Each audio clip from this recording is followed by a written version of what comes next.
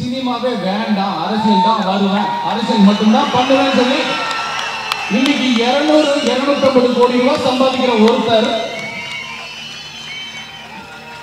இந்தியால 200 கோடி ரூபாய், அதிகபட்சம் 250 கோடி, மேபி எனக்கு தெரியல, புள்ளி விவரம் தெரியல, குறைஞ்சது 200 கோடி சம்பாதிக்கிற ஒருத்தன் சம்பளமே வேணாம், சினிமாவே வேணாம், அந்த பொழப்பே வேணாம், நான் சம்பாதிச்ச பணம் எல்லாம் மக்கள் இருந்து வாங்கினது, நான் அடைஞ்ச வெற்றி, நான் வாழ்ந்த வாழ்க்கை, நான் இருக்கிற இந்த புகழ் எல்லாத்துக்குமே இந்த மக்கள் தான் காரணம்.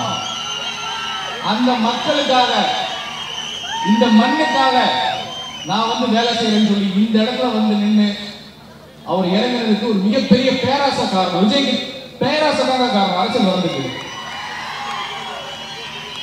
என்ன பேராசைன்னு சொல்றாங்க, தப்பா சொல்லிட போறாங்க தமிழ்ல. விஜய்க்கு அரசியல் வருது பேராசை அப்படின்னு விளக்க சொல்ற கேளுங்க.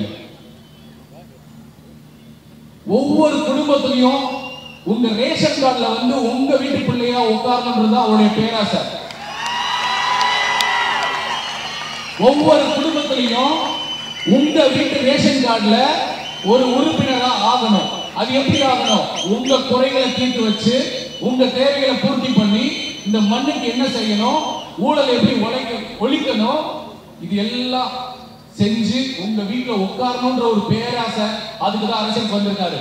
அப்படிதான் நான் நினைக்கிறேன்.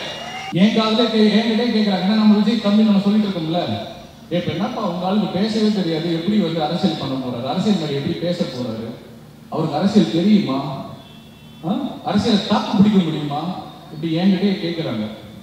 நான் யாருக்குமே பதில் சொல்லவே. இன்னைக்கு நான் பதில் சொல்றேன். இது சரியான இடம் நான் நினைக்கிறேன். விஜய் அண்ணா உலகத்திலேயே மிகப்பெரிய சக்தியுள்ள சத்தம் எதுன்னு தெரியுமா? இதுதான் மிகப்பெரிய சத்தம். அப்படின்னா என்னன்னு தெரியுமா? யார் சொன்னது? மௌனம். மௌனத்துக்கு இருக்க பவர் வந்து வேற மாதிரி, வேற மாதிரி. நான் ஏற்கனவே ஒரு இன்டர்வியூல சொல்லியிருக்கேன், விஜய் அண்ணா ஒரு சைலன்ஸ் பர்சன். அந்த சைலன்ஸ்குள்ள மிகப்பெரிய ஒரு வயலன்ஸ் இருக்கு. அந்த வயலன்ஸ் நல்லதுக்காக மட்டும்தான் வெளியே வரும். நான் பாராட்டல, நான் விஜய் அண்ணா கிட்ட உணர்ந்ததை நான் சொல்றேன். எப்படின்னு சொல்றேன் கேளுங்க. ஒரு ஷூட்டிங் ஸ்பாட்ல காலையில வந்து உட்கார்ந்தா அப்படியே பாப்பாரு,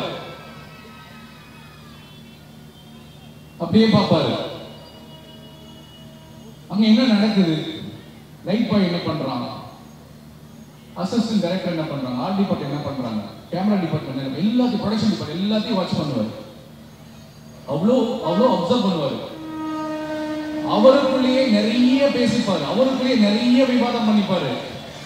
விஜய் அண்ணாக்கு பேச தெரியாது மட்டும் நினைக்காதீங்க. நான் உங்களுக்கு மட்டும் இல்ல, மற்ற அரசியல் கட்சி தலைவர்களுக்கும் மற்ற மக்களுக்கும் எல்லாருக்குமே நான் சொல்றேன், விஜய் அண்ணாவுக்கு மிகப்பெரிய ஒரு பேச்சாளர் நீங்க பார்க்க போறீங்க, கூடிய சீக்கிரம் பார்க்க போறீங்க.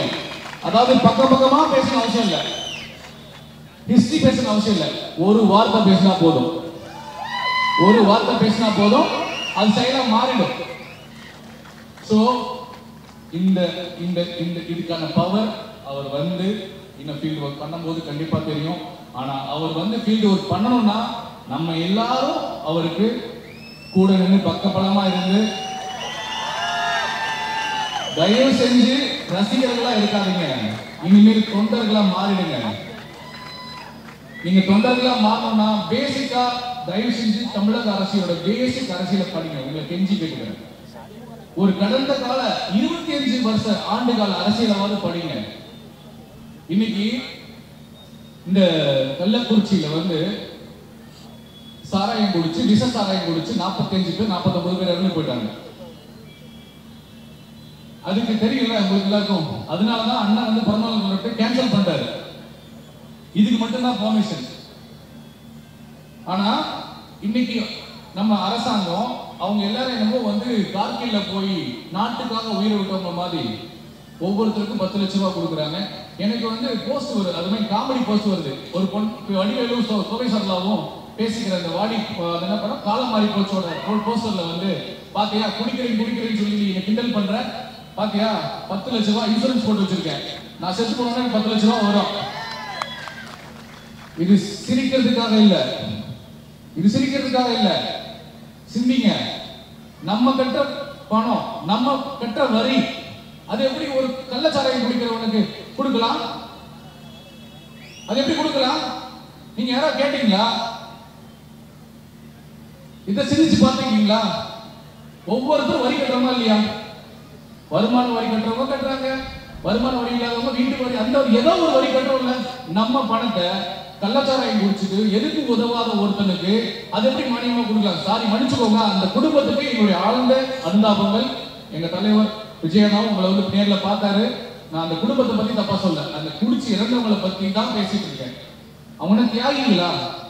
ஒரு போலீஸ் ஆபீசர் இறந்து போனா 10 லட்சம் கொடுக்குறாங்களா?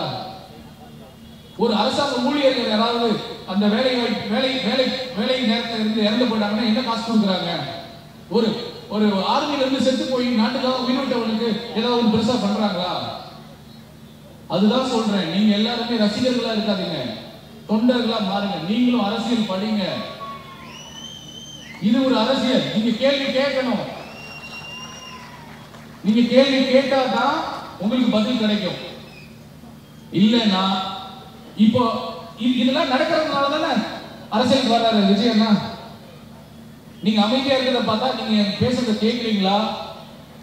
புரியுதா?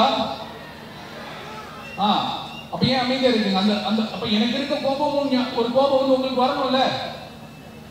அது வந்தாதான் நம்ம அண்ணன் விஜய் இன்னும் ஒரு படி மேல போக முடியும். சோ தயவு செஞ்சு நாம வாழ்ந்து நம்மளால முடிஞ்ச அளவுக்கு இயலாதவங்களுக்கு நல்லதை செய்வோம். விஜய் அண்ணா வழியில மக்களுக்கும் மண்ணுக்கும் நல்லது செய்வோம்.